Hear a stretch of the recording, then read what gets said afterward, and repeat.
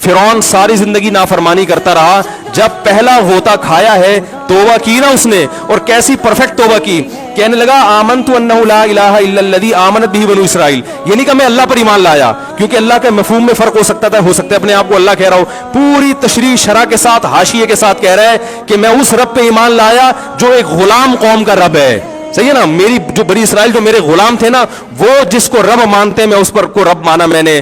اللہ فرماتے ہیں آل آنا, اب ایمان لا رہا ہے, وقد عصیت قبل, اس سے پہلے تو نے نافرمانی کی ہے, ایسا عبرت کا نشان بناؤں گا. فالیوم ننجیک ببدنک لتکون لمن خلفک آیا, تو مر جائے گا تیری باڈی سلامت رہے گی, آنے والے لوگ قیامت تک تیری باڈی کو دیکھ کر عبرت حاصل کر رہیں گے کہ یہ ہے جس نے زمین پر ایسی حکومت کی کہ اس کی حکومت کے کھوٹے زمین پہ گڑ گئے. آج کیسا عبرت کا نشان بنا ہوا ہے, کیسا پڑا ہوا ہے, مسالے لگا لگا کے تو اس کو محفوظ رکھا جا رہا ہے. اور اللہ فرماتے ہیں یہ تو اس کی باڈی ہے, تمہیں نظر آ رہی ہے, اس پر گزر کیا رہی ہے ہم تمہیں بتاتے ہیں. النار, آگ ہے, یعرضون علیہا غدوا وعشیا, جس آگ پر صبح اور شام اس کو جلایا جاتا ہے. وَيَوْمَ تَقُومُ السَّاعَةُ, اور جب قیامت قائم ہوگی, أَدْخِلُوا آلَ فِرْعَوْنَ أَشَدَّ الْعَذَابِ, اللہ فرمائیں گے کہ ہم حکم دیں گے فرشتوں کو کہ فرعون کو اس سے سخت عذاب میں ڈال دو.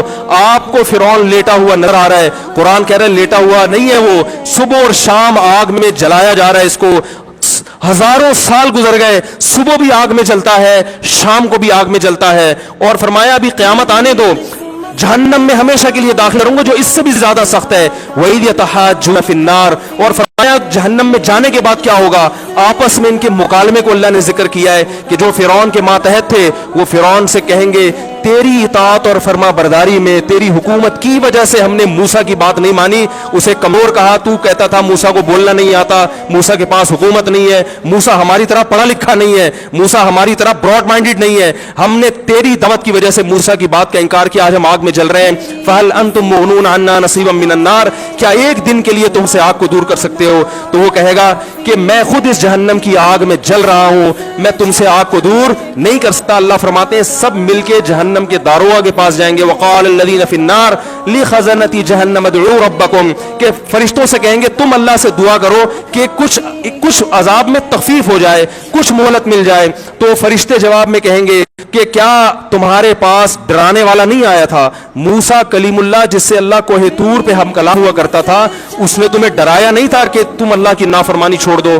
کہیں گے قالوا بلا, وہ کہیں گے ضرور. اللہ فرمائیں گے پھر اعلان ہوگا فادعوا وما دعاء الکافرین الا فی ضلال, فرشتے کہیں گے اللہ نے ہم پر پابندی لگائی ہے تمہاری سفارش کرنے پر, تم خود اللہ کو پکارو. اللہ فرماتے آج ان کی پکار بیکار جائے گی, کوئی اسے سننے والا نہیں ہوگا. دیکھو جب تک جسم میں روح ہے, ایک دفعہ انسان توبہ کے آنسو بہا دے,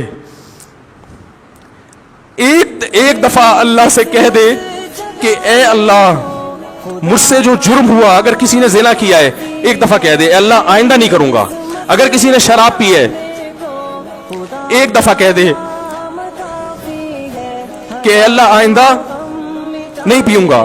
اگر کسی نے اپنے والدین کو ستایا ہے ایک دفعہ کہہ دے اے اللہ آئندہ نہیں ستاؤں گا. اگر کسی نے وراثت کھائی ہے ایک دفعہ کہہ دے اللہ حق واپس کروں گا, آئندہ کسی کا حق نہیں دباؤں گا.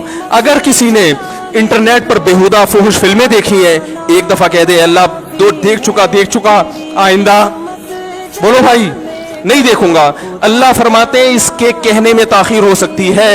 وَمَن يَعْمَلْ سُوءًا أَوْ يَظْلِمْ نَفْسَهُ ثُمَّ يَسْتَغْفِرِ اللَّهَ يَجِدِ اللَّهَ غَفُورًا رَحِيمًا, کیسا ہی بڑا سے بڑا جرم کر لے, اس کے بعد جب اللہ سے توبہ کرے گا بشرطے کہ روح جسم کے اندر موجود ہو, اللہ فرماتے ہیں یجد اللہ غفور الرحیم, اللہ صرف گناہ کو معاف نہیں کرے گا بلکہ یہ اللہ کو غفور اور رحیم پائے گا. غفور بھی پائے گا, پانے کا مطلب ہے محسوس کرے گا کہ اللہ نے اس کے جرم کو معاف کر دیا ہے, اور رحیم بھی پائے گا کہ مزید رحمتیں بھی کر رہا ہے.